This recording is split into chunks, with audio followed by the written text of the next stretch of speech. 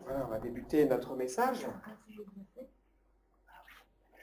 Donc, il y a quelques années, j'ai assisté à une réunion avec le manager d'une équipe de basket de haut niveau, qui a parlé donc de son expérience auprès de ses sportifs et de la manière donc de les manager, de les encourager, de les aider parfois à performer, même si vous devez passer par des temps de difficultés, les motiver, quand bien même ça pouvait être plus difficile, par exemple après un échec.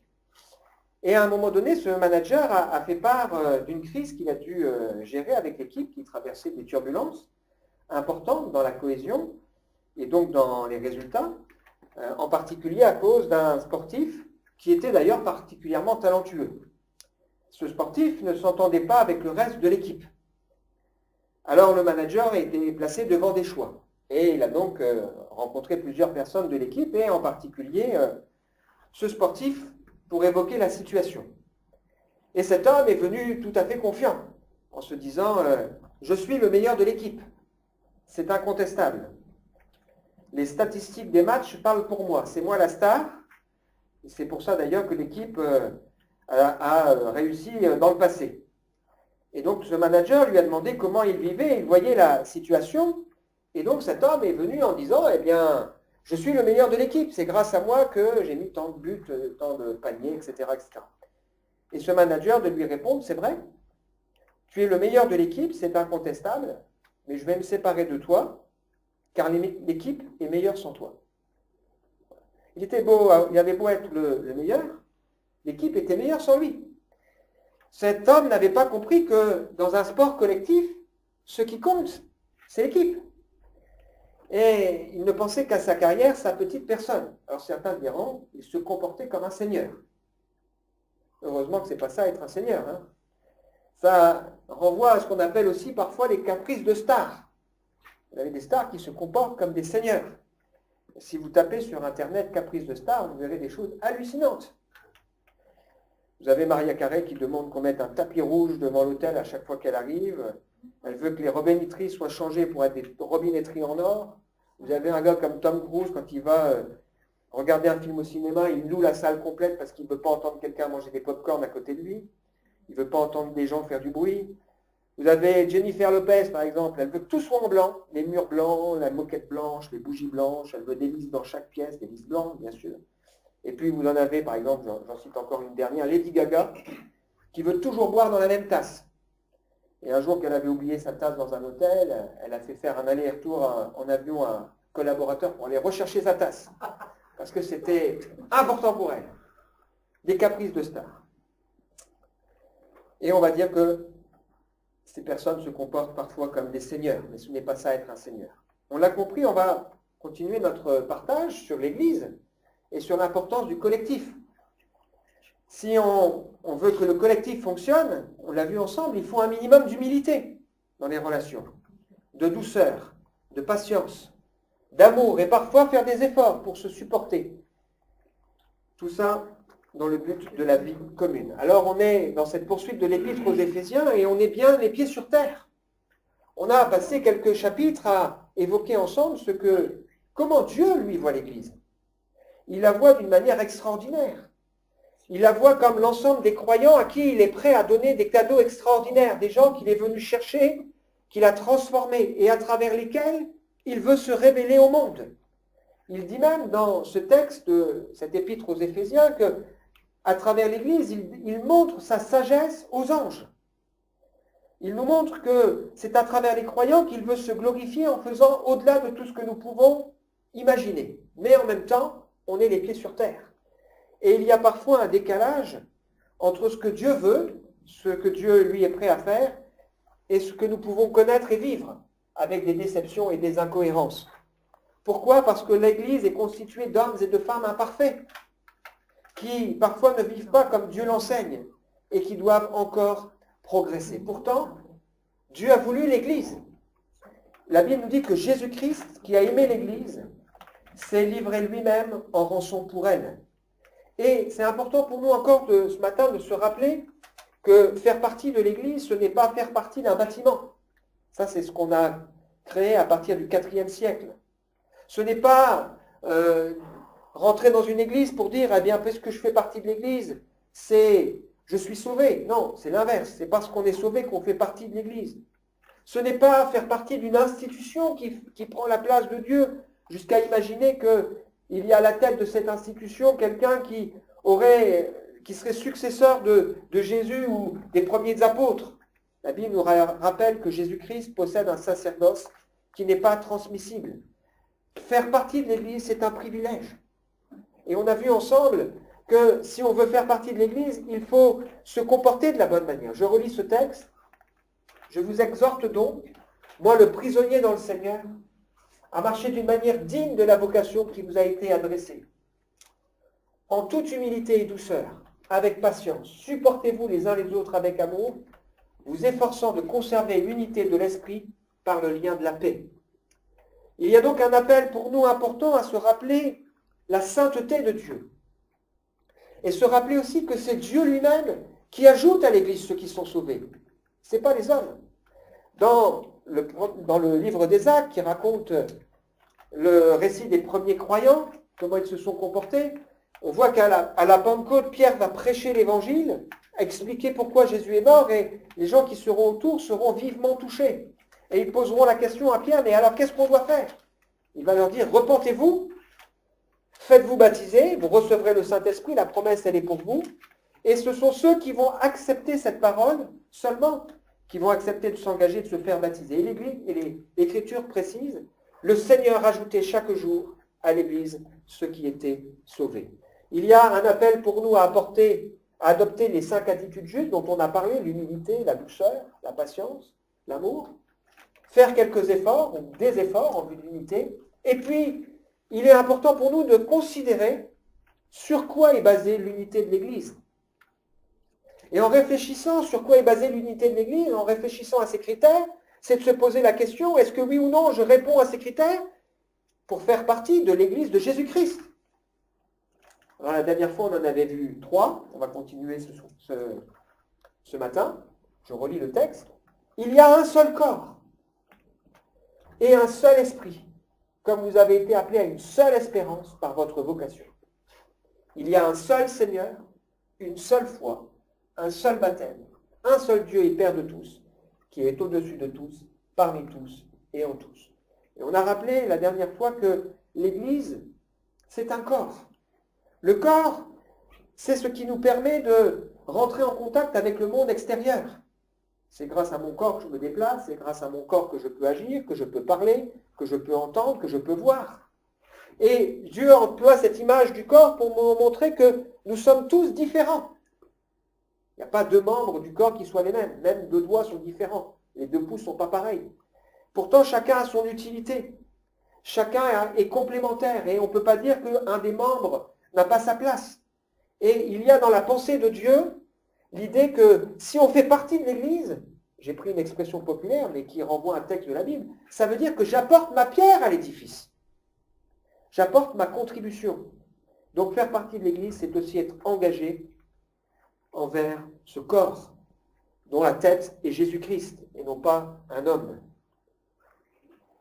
Dieu a fait de nous des prêtres pour Dieu son Père, c'est ce que nous rappelle Apocalypse chapitre 1er, verset 6. On a vu ensemble que faire partie de l'Église, c'est avoir reçu le même esprit.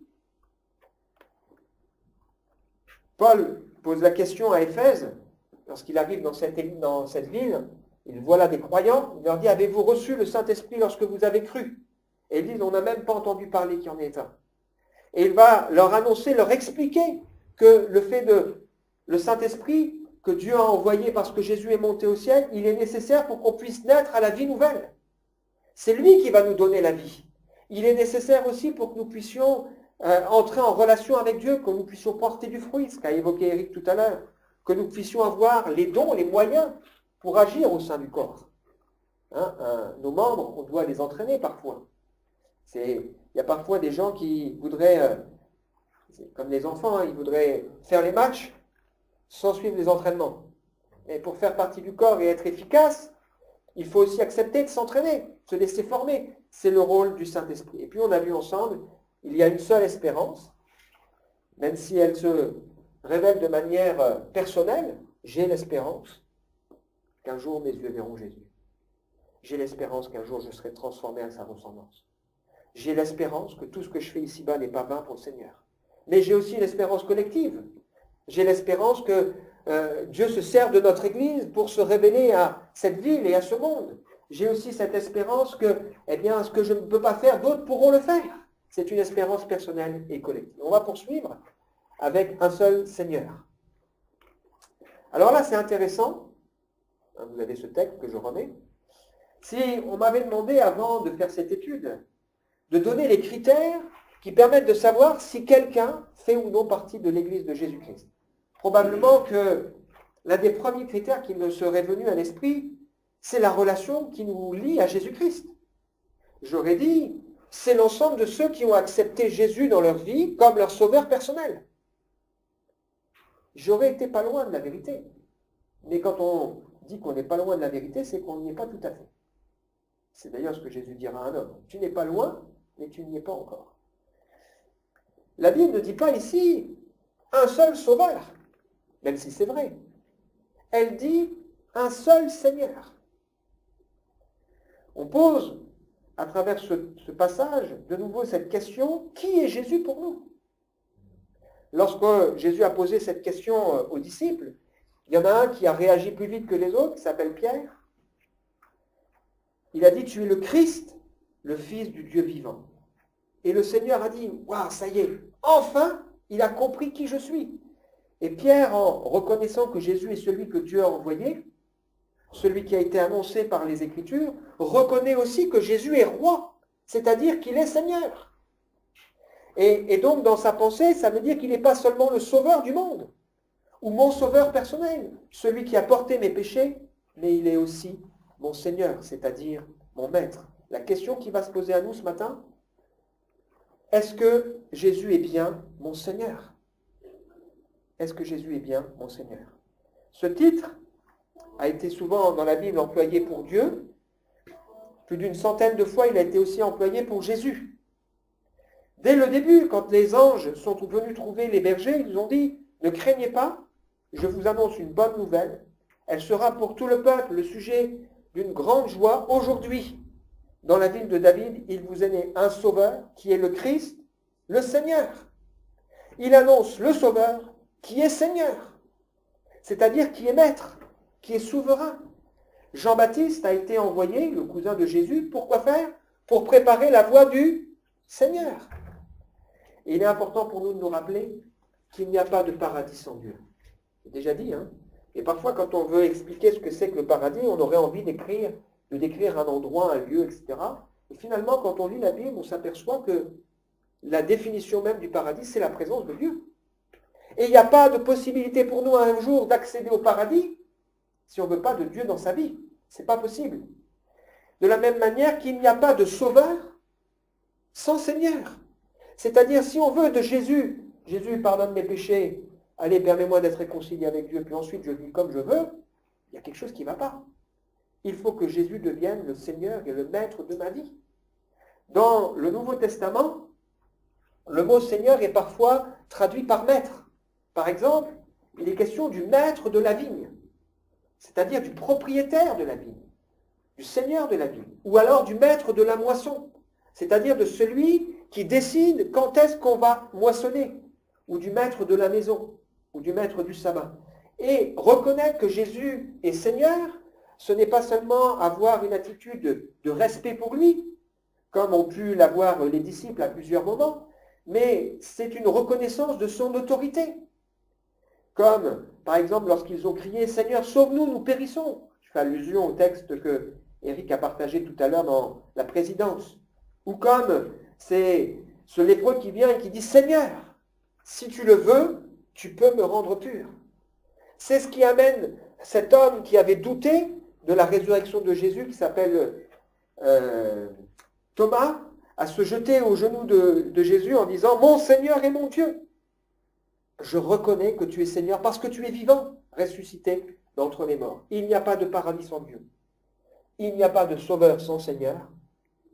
Il n'y a pas de salut sans repentance, sans changement de vie et sans un nouveau maître dans nos cœurs.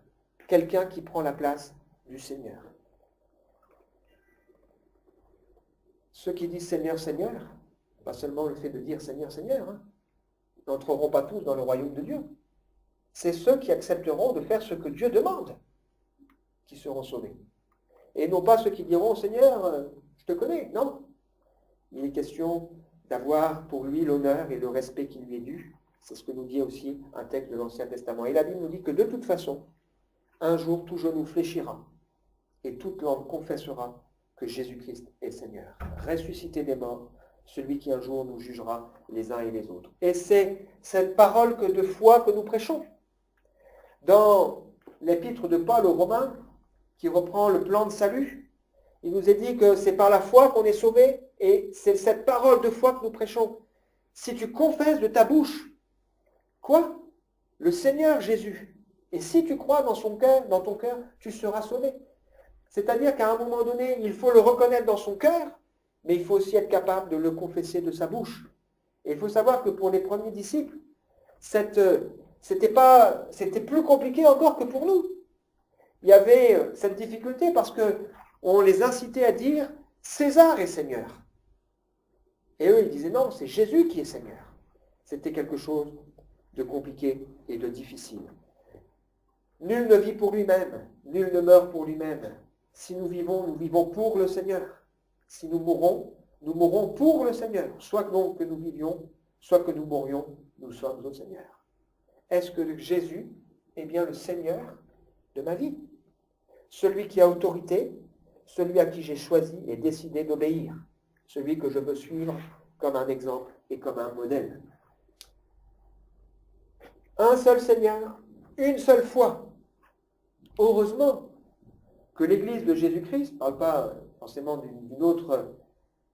d'un nom particulier d'Église, celle que Dieu connaît, est établie sur la base d'un même enseignement, d'une même foi, de la reconnaissance d'une même autorité, d'une autorité qui soit immuable et qui ne dépend pas des hommes, l'autorité de la parole de Dieu. Cela va beaucoup plus loin que simplement dire « je crois en Dieu » ou « je crois en Jésus ». C'est une façon de vivre. Je vis dans la foi ou je vis par la foi. Et il est important pour nous de comprendre que l'enjeu de notre vie, c'est notre foi, une foi basée sur la vérité, obéissance à la vérité, qui est l'enjeu du salut. C'est pour ça que dans l'évangile de Jean, il nous est dit que celui qui croit au Fils, il a la vie éternelle. Celui qui refuse de croire, littéralement, ne verra point la vie, mais la colère de Dieu demeure sur lui. C'est donc la foi c'est ce qui va ouvrir ou pas la porte du ciel. Ça veut dire qu'on n'est pas perdu seulement à cause de nos péchés.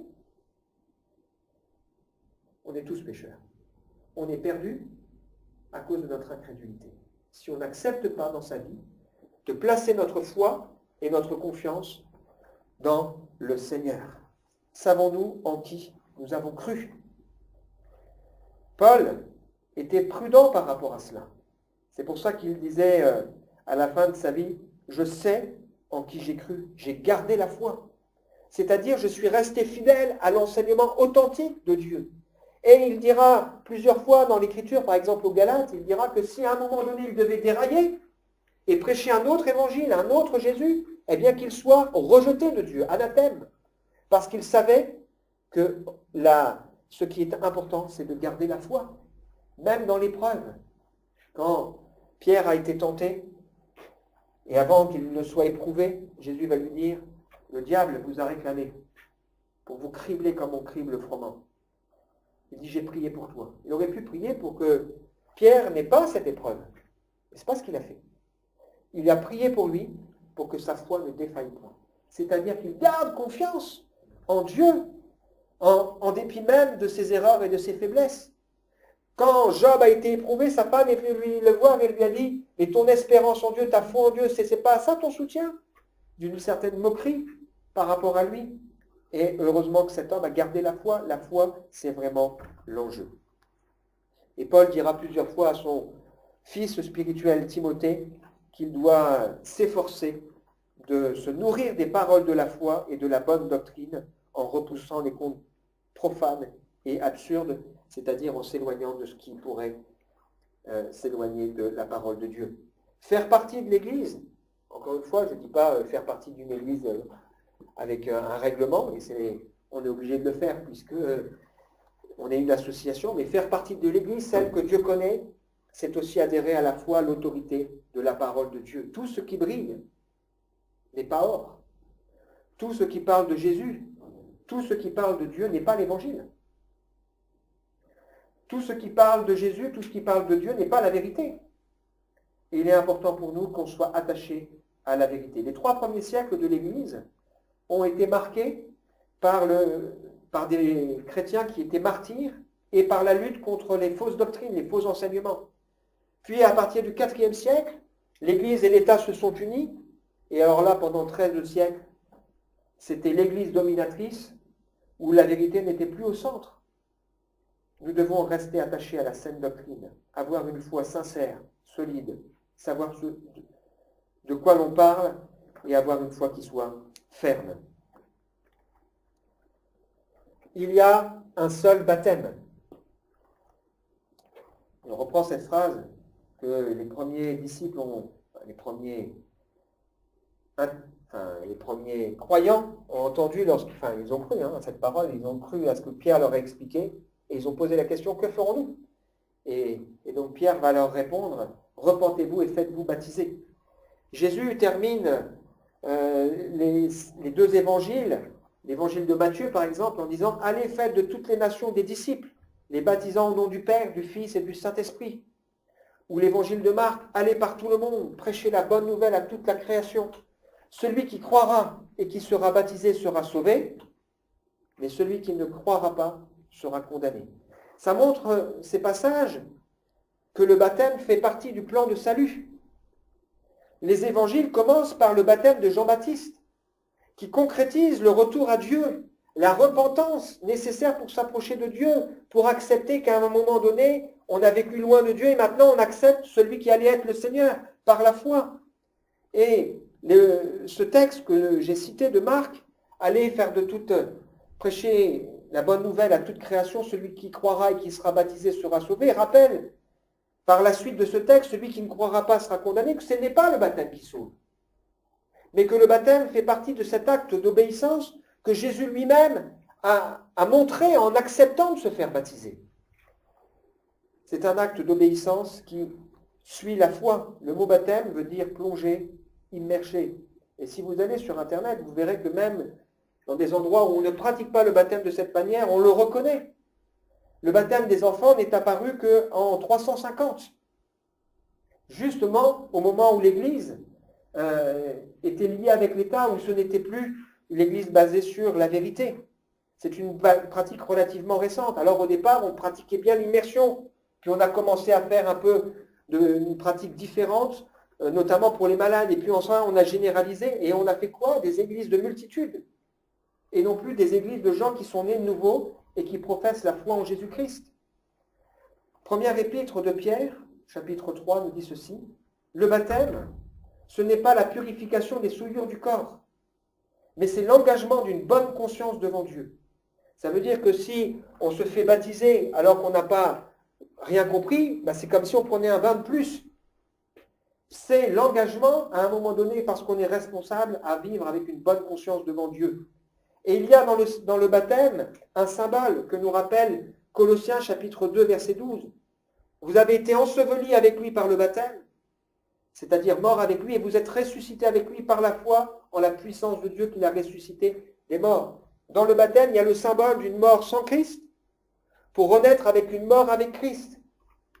C'est un engagement public qui marque la foi, le désir intérieur, le désir de confesser Jésus-Christ qui a pris notre place. Si vous lisez le livre des Actes, vous verrez que les premiers croyants, dès qu'ils ont compris, se sont repentis, se sont engagés par la foi et par le baptême. C'est ce qu'on trouve au chapitre 2, c'est ce qu'on trouve, par exemple, dans cette rencontre que Philippe fera avec un eunuque éthiopien qui est en train de lire un texte de la Bible. Et il lui dit, est-ce que tu comprends ce que tu lis? Il dit, comment pourrais-je comprendre si personne ne m'explique? Ça parle de qui? Il lui explique que c'est de Jésus dont il est question. Et cet homme, à un moment donné, il lui dit, alors maintenant que j'ai compris qui est Jésus, est-ce que je ne peux pas me faire baptiser? Il lui dit, si tu as compris, rien n'empêche que tu le fasses. Il va confesser Jésus-Christ comme son sauveur personnel. Et donc, je me tiens à votre écoute si quelqu'un souhaitait parler de ce sujet. Un seul baptême. Repentez-vous, que chacun soit baptisé pour le pardon de vos péchés. Vous recevrez le don du Saint-Esprit. Un seul Dieu et Père. C'est ici le 7e point qui arrive comme une conclusion. Il n'est pas seulement ici question de dire « je crois en Dieu », mais il est question ici de dire « je crois que Dieu est devenu mon Père ». On n'a pas tous le même Dieu. Le Dieu des musulmans, ce n'est pas le même Dieu. On n'a pas tous le même Dieu. On n'a pas tous le même Dieu. Ce n'est pas parce qu'on parle de Dieu, un Dieu unique, qu'on a le même Dieu. Et il est important pour moi de savoir si j'ai effectivement le Dieu de la Bible dans ma vie, celui qui est devenu pour moi un Père. Et si j'ai ce Dieu qui est pour moi un Père, est-ce que je reconnais que autour de moi, celui qui a accepté ce même Dieu comme un Père, finalement, il fait partie de ma famille. C'est mon frère, c'est ma sœur. Dans une famille, parfois, vous avez des enfants, ils restent unis entre eux tant qu'il y a le père ou tant qu'il y a la mère. Une fois qu'il n'y a plus ça, l'unité, elle est différente. Reconnaître que Dieu est notre Père, c'est quelque chose qui est important. L'évangile de Jean commence en nous disant que Jésus a été envoyé pour que ceux qui croient en son nom, il a donné le pouvoir de devenir enfants de Dieu. Lesquels sont nés non du sang, ni de la volonté de la chair, ni de la volonté de l'homme, mais de Dieu. Ça veut dire quoi? Ça veut dire qu'on n'est pas tous enfants de Dieu. Ce n'est pas la volonté de la chair, ni la volonté du sang qui le fait. Le devenir enfant de Dieu, c'est un privilège quand on accepte que Dieu devienne notre Père. Et la Bible nous dit ici clairement que c'est un pouvoir qui a été donné à ceux qui croient. Voyez de quel amour le Père nous a tous aimés pour que nous soyons appelés enfants de Dieu. Si le monde ne nous connaît pas, c'est qu'il ne l'a pas connu. Bien-aimés, nous sommes maintenant enfants de Dieu. Et ce que nous sommes n'a pas encore été manifesté. Mais nous savons que lorsque cela sera manifesté, nous serons semblables à lui, parce que nous le verrons tel qu'il est. Quiconque a cette espérance en lui se purifie comme lui-même est pur. Quiconque est né de Dieu ne pratique pas le péché. La semence de Dieu demeure en lui. Il ne peut pécher parce qu'il est né de Dieu. C'est par là que se font reconnaître les enfants de Dieu et les enfants du diable. Si je suis enfant de Dieu, j'ai en moi le signe de mon appartenance au Seigneur. Ça ne veut pas dire que je suis parfait, mais ça veut dire que quand je fais le mal, quand je pêche, je suis troublé et j'ai le désir dans ma vie que les choses changent. Et plusieurs fois, la Bible évoque l'idée que le Saint-Esprit rend témoignage à notre esprit que nous sommes enfants de Dieu. Et le texte, il est remarquable parce qu'il dit que Dieu nous a donné un esprit d'adoption qui crie, 2 fois il est dit ça dans la Bible, qui crie « Père, Abba Père ». Ça veut dire quelque part, c'est comme un cri du cœur, un peu comme un enfant qui voit son papa de loin. Des fois, quand je vais chercher Théophile à l'école, il dit « Papa !» Il est attaché à son père. Ou si un enfant devait traverser un moment difficile, qu'il voit son père arriver ou sa mère arriver, il va dire « Papa, maman !» C'est un soulagement de pouvoir dire « Père !» Quel privilège de pouvoir dire « Dieu est pour moi un père !» Et je reconnais ce Père dans mon frère, dans ma sœur. C'est bien le même Père qui est en tous. Il est au-dessus de tous, parmi tous et en tous. Conclusion, c'est un privilège de faire partie de l'Église de Jésus-Christ. Mais c'est un défi aussi. C'est pour ça qu'on croit que celui qui a commencé en nous cette bonne œuvre la rendra parfaite pour le jour de Jésus-Christ. Il y a des critères d'unité, un seul corps, un seul esprit. Comme vous avez aussi été appelés à une seule espérance par votre vocation. Il y a un seul Seigneur, une seule foi, un seul baptême, un seul Dieu et Père de tous, qui est au-dessus de tous, parmi tous et en tous. Je termine par ce texte, avant de prier. À celui qui peut faire, par la puissance qui agit en nous, infiniment plus que tout ce que nous demandons ou pensons, à lui soit la gloire dans l'Église et en Jésus-Christ, pour toutes les générations, au siècle des siècles. Amen. On va prier. Seigneur, on veut se placer ensemble devant ta parole humblement, avec ce souci, Seigneur, de nous conformer à ce que tu nous enseignes dans ta parole. Tu nous rappelles à travers ce passage que c'est un privilège de faire partie de l'Église. Ce que nous voulons considérer serré sur notre cœur. Et tu nous rappelles, Seigneur, que tu veux qu'à un moment donné, on reconnaisse que tu es notre Sauveur. Mais plus que cela, tu es aussi notre Seigneur. Je confesse que Jésus-Christ est mon Seigneur. Tu veux, Seigneur, aussi que nous puissions nous engager à te suivre et le manifester publiquement. Tu veux aussi, Seigneur, que nous puissions reconnaître dans notre vie que tu es notre Père. Et quelle grâce, quel privilège de pouvoir dire Dieu est pour moi un Père. De reconnaître que c'est le même Père qui anime la vie de mes frères et sœurs. Seigneur, je prie ce matin pour que tu nous aides à accepter, Seigneur, cette parole dans nos cœurs, comme ayant cette autorité. Non pas parce qu'elle sort de ma bouche, mais parce qu'elle vient de ta parole. Seigneur, je prie pour que tu nous aides les uns et les autres à avoir une foi saine qui soit établie sur la vérité. Jésus-Christ lui-même disait, ta parole est la vérité. Et il a